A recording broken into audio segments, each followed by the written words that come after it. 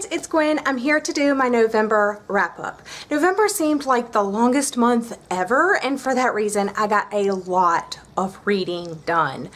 So I'm really proud of myself for how much I was able to get done with how hard and busy I was with school and work.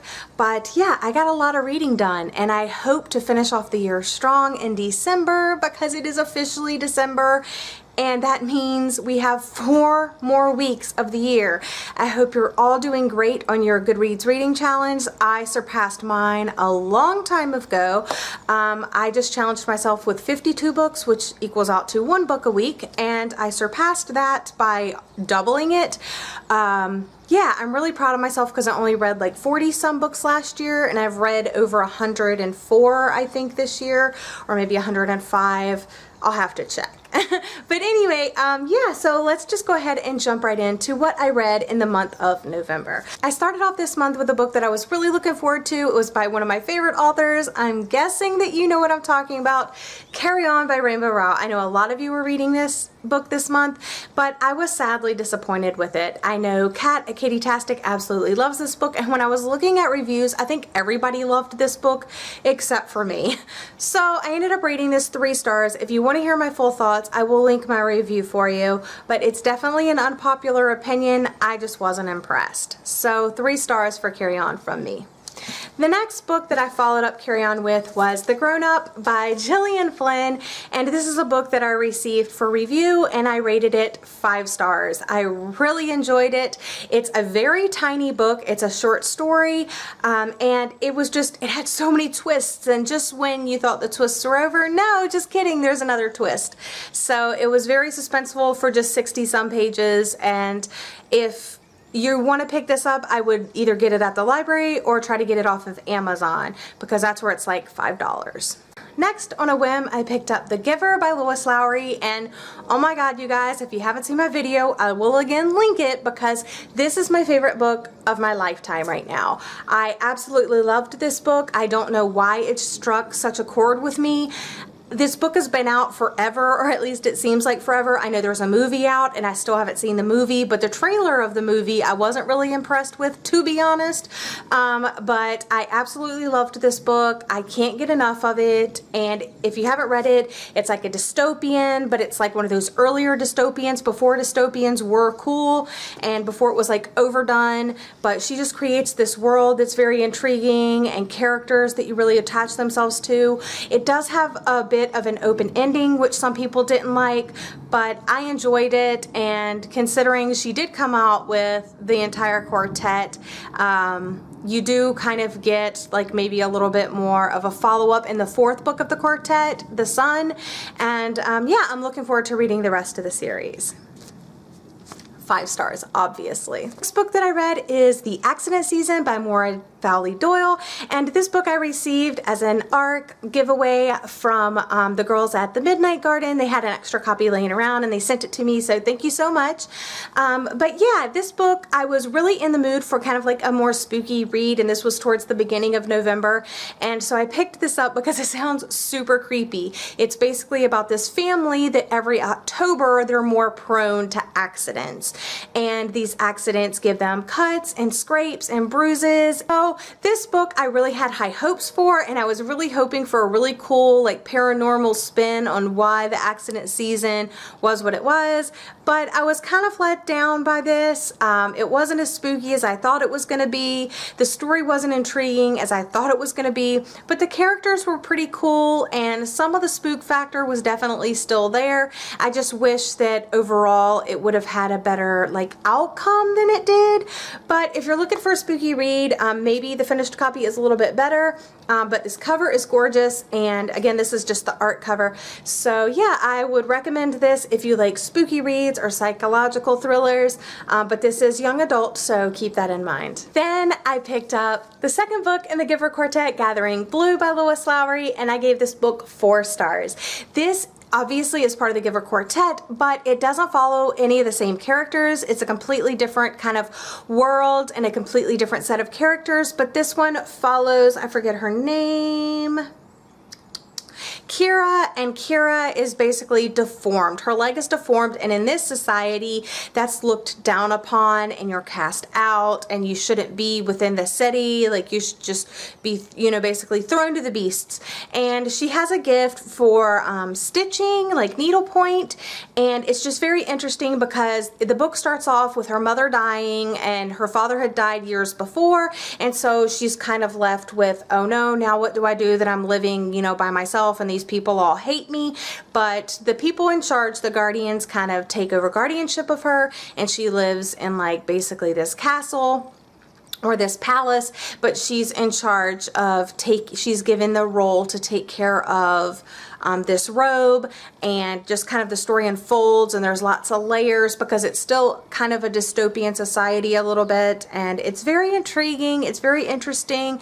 I really did like the characters, but of course not as much as The Giver, so I rated 4 stars. The next book that I read was The Art Students League of New York on Painting, and I did not, of course, read every single line in this book, but I did receive this for review, and I rated it 3 stars. I thought it was a really great textbook for art students, like for serious art students, or it's a great coffee table book, or if you're an artist yourself, or if you love any of the artists featured in this book, I would highly recommend it. But overall, I just think that for the average everyday person, it's probably just going to either A, sit on your shelf, or B, be a coffee table book, so when people come over, they can like look through it. Some of the art is really awesome.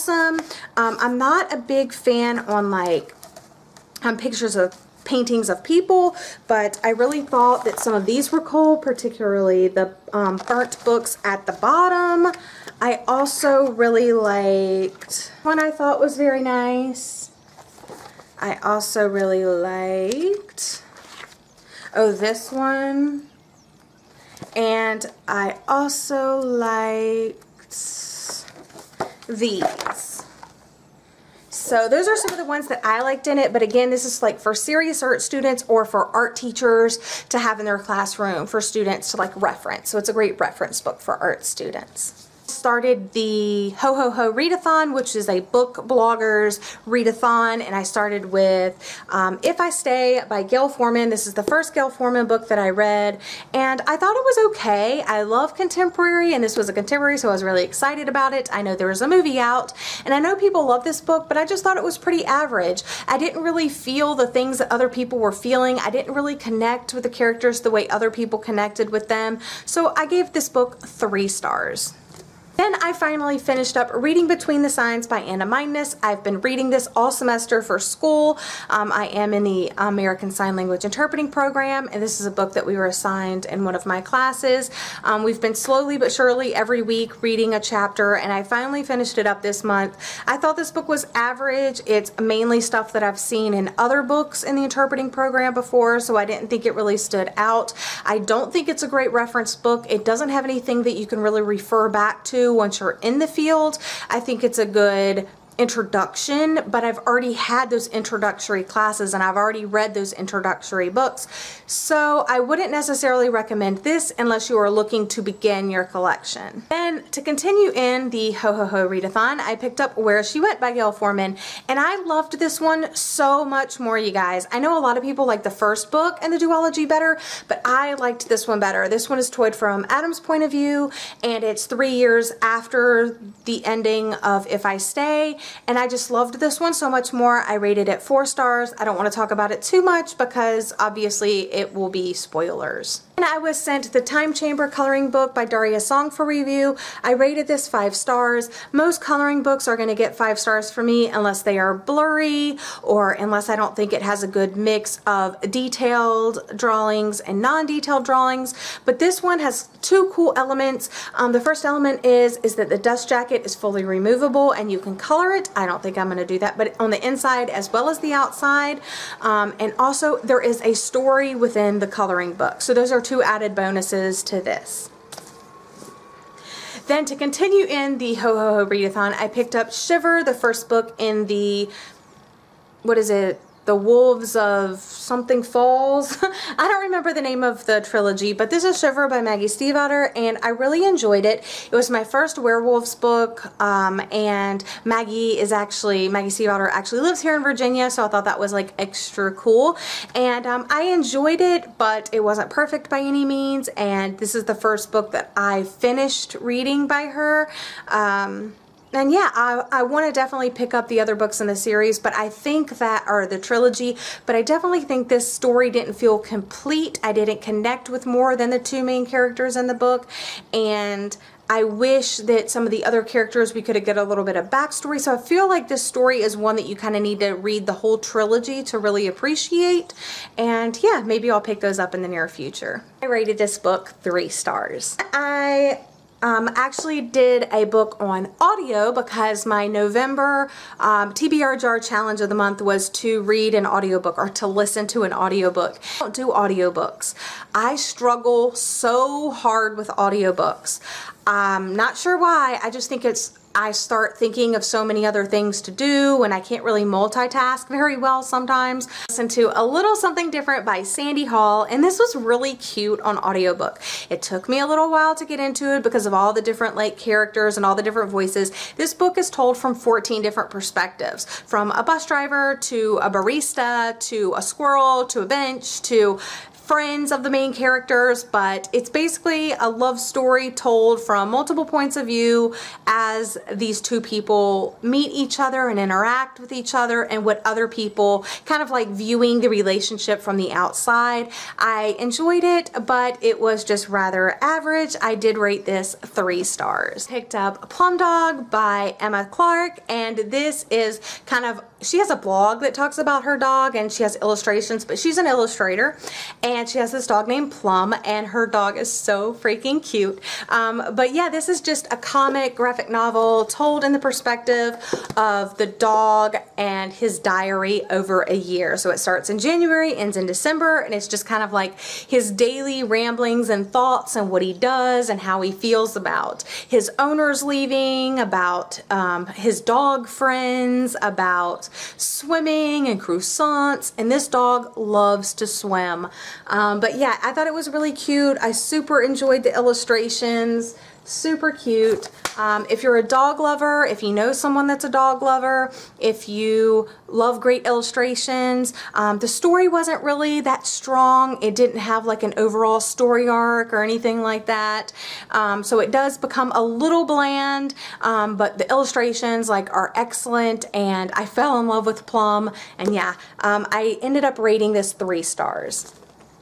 And last but not least, I need to talk about Winter by Marissa Meyer. I loved this book. It's the last book in the trilogy. My battery light is blinking, but this was a really great book. It was a great conclusion. I plan to do a full review, so stay tuned for that. I rated it 4 stars because it wasn't great, but it was really good. So I don't want to talk too much about it because my battery light's blinking and I want to finish this up. Thank you for watching. Don't forget to give this video a thumbs up and like it, and comment down below the books that you read this month. That's all I have for you today. I'll see you again soon. Bye!